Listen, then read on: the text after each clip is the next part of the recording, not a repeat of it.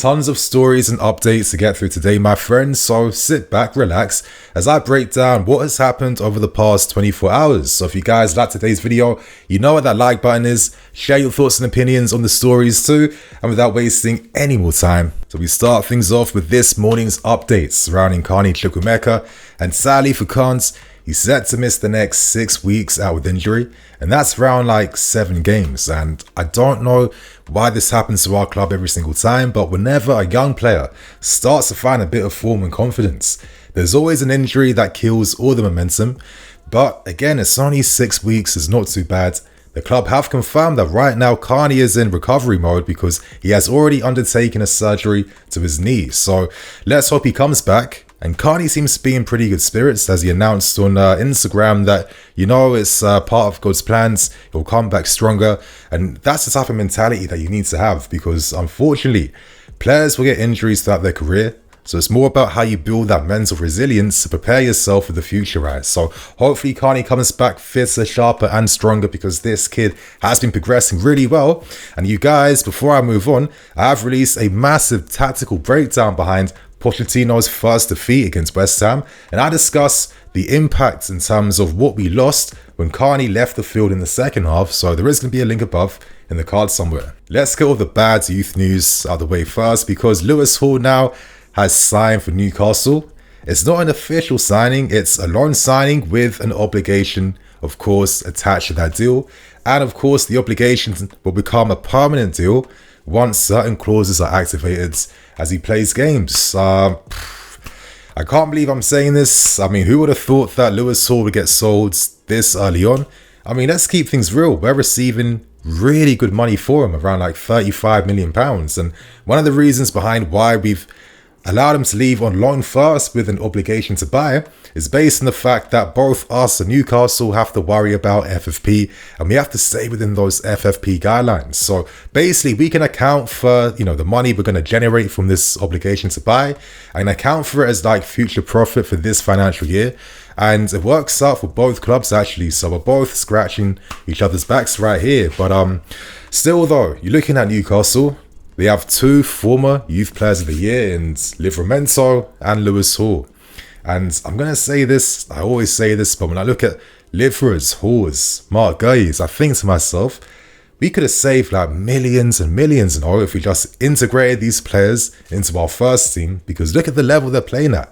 Look at the hype these guys are getting. Look at the quality they're displaying at a very young age. And, you know, now when we continue to keep sending players like your Lewis Halls and like, you know, big players from the academy, it doesn't put out a positive message to like the parents of like youth players at our club, and it doesn't really like support the fact that we are looking to encourage the best talents to find pathways with our team, because it does seem like when things get difficult, we will cash in on our youth and sign replacements for them, and sometimes are these replacements always levels ahead of these guys we're selling. And I'll say this really quickly, but over the next few years, you'd imagine that Lewis Hall's value will keep rising and rising and rising compared to Marc Cucurella, and somehow we've paid like over 60 million to sign him here. So I hope that we don't make these mistakes anymore.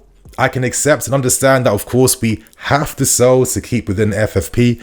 We had to make a sacrifice, and I'm not angry at the club for that, but going into the future now, we can't allow for these situations to happen anymore, and I hope that we really pattern up in this area. So now we move on to discussing a new goalkeeper we're set to sign, and that is George PETROVIC of New England's Revolution, and I've discussed him in detail already, but once he gets confirmed later this week, I'm going to have a big reaction analysis video to give you guys a better understanding behind why we've signed him to begin with. Because normally when big clubs are like signing these obscure talents for like relatively small fees, normally like the analysis behind these players is ridiculous.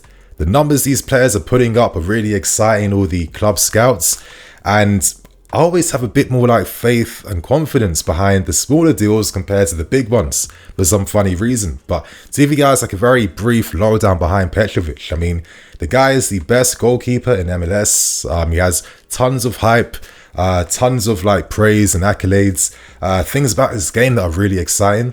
He's tall, you know, he claims those high crosses in the books, and I look at the first goal we conceded against West Ham. I don't want to stick it too hard on Robert Sanchez, but surely if you're a tall goalkeeper, why not just like look to like be aggressive and make that ball yours, right? Instead of just like standing on your spot and doing absolutely nothing.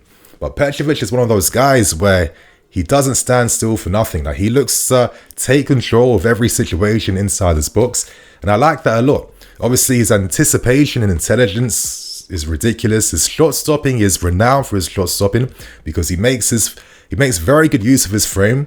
He closes down angles superbly well, and he doesn't just like rush and panic before he dives to make a shot. So he's constantly in the heads of the attacking player before he takes a strike, right? And he's a big game player. He saves tons of penalties as well too. And for this price we're about to buy him for, which is around £12 million, I think it's okay taking the risk on a player like this. And I'm starting to feel like, will it even be a risk? Because lots of people are suggesting that Petrovic can come and win the first team spot now against Robert Sanchez. And my friends, later this week, he will complete his medical. It's now getting booked. And before this week ends, we'll have an announcement from the club. So welcome to our football club, George Petrovic. Really excited to see what he brings. And I guess a player that I'm not too excited about right now are these continued links with Florian Balogun of Arsenal. Now, reports are coming out suggesting that right now Arsenal are pricing out any interested clubs from finalising a deal. Arsenal want around £50 million for him, and the highest bid received was £34 million from AS Monaco. And it's believed that if Arsenal lower the fee down to around £40 million, our current interest in Balogun may increase a bit more. Now, naturally, Balogun is more than happy with the links around his name so far. Like, imagine if he gets to sign for us. He gets to stay in London. He gets to come to a club with big ambitions and potentially do big things with us. For me, I just don't understand. Is he the profile we need? That's what really confuses me. Like, I'm thinking right now, if you're signing a Balogun, could it imply that maybe you might use like Nico Jackson as a left winger or right winger or wide forward in certain games? Potentially, because Jackson can play down either flank. He's one of those types of attacking players, but I just feel like Balogun has a lot more limits to his game, and this like continued like look into the direction of like these, you know, pace merchants who really rely upon like direct service. Does that complement us when we play against a lot of teams that will park the bus, play without the ball, keep their shape? And is Balogun suited for that type of football? I'm not too sure, but again, it's only interest. Nothing is fully confirmed right now, but it seems like maybe the interest is getting a bit stronger day by day. I can't help but feel like this is a very sideways move. Like, we've allowed Dacho Fofana to leave on loan to Union Berlin. You know, they're going to have a great season. They've started the Bundesliga really strong right now. And it's like this guy has the quality and potential to come back and really complement Pochettino's football. Like, we're set to sign David Washington, the Brazilian wonder kid too. I just don't see the upside and utility in targeting a Balogun when you have like younger players who I feel can be way better than him. So I'm really confused by this. So I guess this moves us on now to more updates surrounding our efforts to sign attacking players during this window. We got some confirmation around a certain player, that is Brennan Johnson. Now, throughout this week, there have been links surrounding Hudson-Odoi and Trevor Chalobah potentially being like makeshifts going to Nottingham Forest to hopefully sign Johnson for a reduced fee. But we got more context that came out today. Now, some reports have said that there's two parties that have conflicting interests around Brennan Johnson. Joe Shields, the guy that brought us Romeo Lavia, he's a big fan of Johnson and feels like he'd be a very good signing for us. And his influence has grown at the club more and more after all the good work and like just like great vibes that he brings to the club. Whereas on the other hand, in our sporting director, Lawrence Stewart, he prefers Mohamed Kudus. He prefers that 10/winger profile, which I think this team needs. And for me, when you try to sign Michael Elise and once that move collapse, like surely he just finds another replacement for that same profile of player. I feel like after seeing that game against West Ham and seeing our collapse in the second half, I don't know how any pace merchants are going to help us, you know, turn those types of games into wins. I don't see how that's going to work out. I don't see that working out for us to begin with. What we need is someone that is comfortable playing across different positions.